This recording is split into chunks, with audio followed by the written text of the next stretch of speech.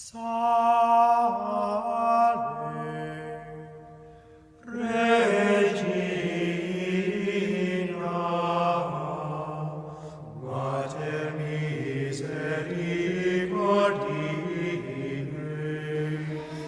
When we think of the Visitation of the Blessed Virgin Mary, first thing we think about is Our Lady's charity, and I think that is the main message the Church wants us to come away with in this feast of Our Lady is, in the first line that we read in the Gospel, Mary set out and traveled to the hill country in haste. Why would she go so quickly? And as soon as she heard that she was going to be the Mother of God, she didn't, call all her friends and celebrate and announce to everyone she's the Mother of God, the Mother of the Messiah. What every Jewish woman has always hoped for and dreamed about, and that's why every woman wanted to get married, so that they would have a child, and hopefully that would be the Messiah. And that was the longed for hope for generations after generation, years, centuries. And here Our Lady doesn't want to tell anybody that she became the Mother of God, that she was the Mother of God. All she wants to do is go and visit her cousin Elizabeth, who is in a crisis pregnancy. She, in her old age, she has a child in 6 months. All she could do is think of that, and not about herself, not about exalting herself. All she wanted to do was humble herself. And how does she humble herself? By going to serve, going to practice charity, going to think about her neighbor in need. And it really underscores the humility of Our Lady and her great charity. In charity, this word haste, going as quickly as she could, is a major aspect of charity. Not to hem and haw about helping somebody, not to do it reluctantly, not to find excuses, not to be super prudent about helping somebody. Oh, I don't know what they want me to help them, or maybe they wouldn't want, or maybe something else is more important. All this. No, she is inspired by God to help her neighbor who's in great need. She saw her in great need, and she just wanted to go and help. This is her neighbor. This is her cousin, her relative, and she wouldn't just go to help anybody. Physically, like that, was far away. It's her relative. She has sort of an obligation to go and help her relatives and who's in this particular need. And this, of course, this relative is not a special relative who's carrying the precursor of the Messiah. So that was certainly part of it too.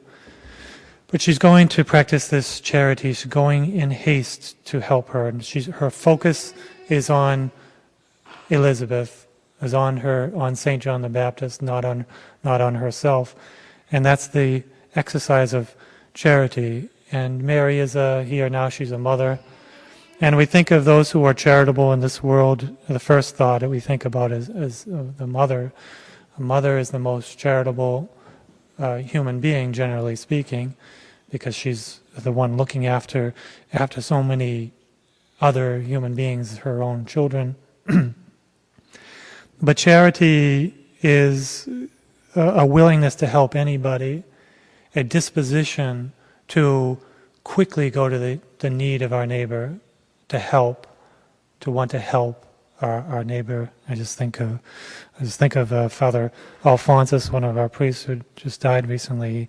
He was in his dementia, and he would only say a couple of things, and one thing he would keep saying is, help one another, help one another. He just blurt that out every so often, and he didn't even know what he was saying, but it was just left over from the way he lived his life. He always tried to help other people. He was always ready to hear confessions at any moment. Anybody comes to his room for direction, he said, "Oh yeah, come in."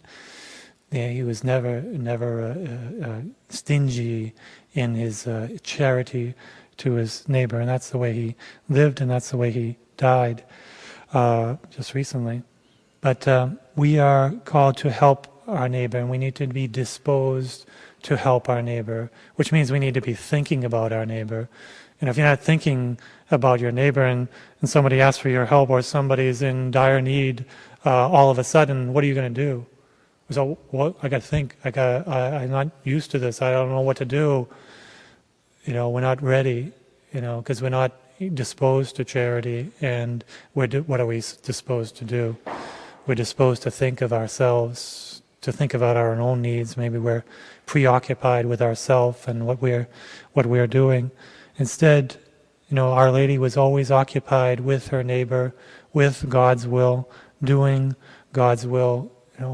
Being ready to help her neighbor, her children. Really, they're all her children, and she had to have that inclination that she was the mother of all men. And we need to sort of have that motherly quality in all of us, even us men. We need to have that motherly, maternal virtue too.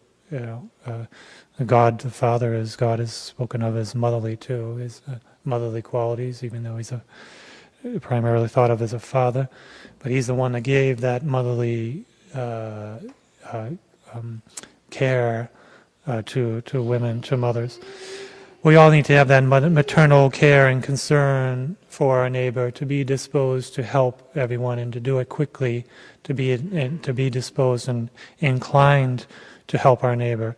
And think of the opposite too. If I'm not inclined to help my neighbor at any moment in time, if I'm not always praying for my neighbor, always praying for my closest relatives, of course, but everyone, because if we're only concerned about our own children, there's a selfishness in that, and I'm not ready to help other people.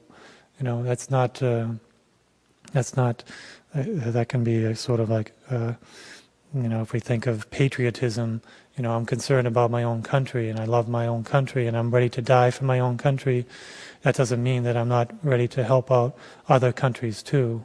That's part of the virtue of patriotism, that yes, I love my country and I'm willing to do everything I can, but I'm also concerned about others. The vice is nationalism, to be only concerned about my country and to think everyone else is less than me, less than our country. So the same thing in the family. We have to love our own children and see to their needs first, but also to be ready to help our neighbor at any moment, always thinking maternally and universally of our entire human family. And to look to Our Lady for that kind of inspiration of charity, to have that disposition of love and thoughtfulness of the needs of our neighbor, and to quickly come to them. And perhaps also today in this feast we think of our own needs. We think of that we want Our Lady to come to us, to visit us, to be with us, to be close to us, intimately close to us. We want her to be visiting us all the time. The book of Revelation talks about the saint who is persevered to the end, who is faithful to God, to the Lamb, to the end. And then Jesus will come and sit him at table and make a meal for him, place it before him, and sit down and have supper with him. The book of Revelation says that, our Lord visits us in that intimate way. And Our Lady too, we want her to come into our heart, to be with us, to be close to us, and to visit us in our need and our spiritual needs. And she's only a prayer away, she's only a call away, and we need to always have her with us to give us the help that we need, to always be calling to her, and she wants to help us. That's her greatest desire, is to help her children in need, and to a certain extent her hands are tied if we don't call upon her, to ask for her help, to ask for her to visit us. And so let us remember that, and always want her to visit us, and not on special occasions, not every so often, but all the time, to be always our constant companion, our perpetual visitor. And that's what she will do if we want that, and we ask for it, and we long for it, and we visit Our Lady too. We need to visit her as we visit the Blessed Sacrament as often as we can. We want to visit Our Lady, as St. Alphonsus on his meditations on before the Blessed Sacrament. He has the visit to the Blessed Sacrament and also a visit to Our Lady. So we want to visit Our Lady too in our thoughts and prayers, and in the Eucharist too. She's with Jesus. We want to visit her continually, and she will visit us. And let us do that in a perpetual visitation.